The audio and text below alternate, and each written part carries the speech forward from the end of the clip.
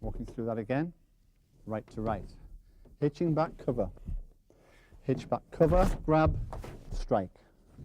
Back to fighting, and nore. Slightly faster. Yeah! Yeah! Ohyu gumite number 1. Attacker and defender both in left stance. Attacker moving forward, stepping through, head punch, combining Chudan Gakuzuki. Sweeping your opponent from there and then dropping into reverse punch. Back to fighting stance and then back to nore position. Working through that with Paul. So the emphasis here is on the attacker, so the defender doesn't move until the attacker moves. So we're moving forward into left stance. I'm stepping forward, forcing my opponent back from there.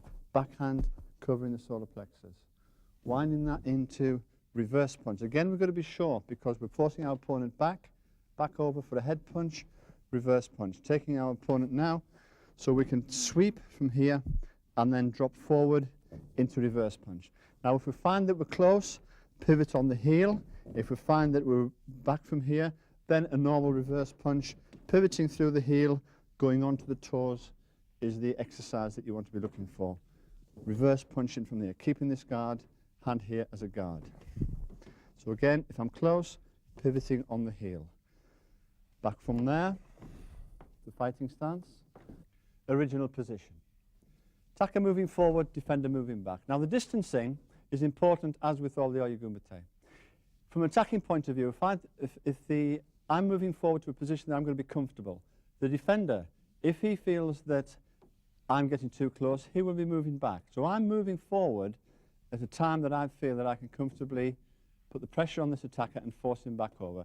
So I'm moving forward, head punch, reverse punch locking out, taking this into a sweep and then dropping forward to reverse punch. Back to fighting stance and then back to the nore position. We'll try that slightly faster. Yeah! Yeah!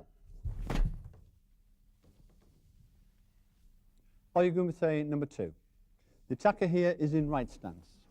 Now the principle here is to force your opponent back again, but with left hand gakuzuki, taking the body forward, accelerating from here, keeping this front hand as a guard.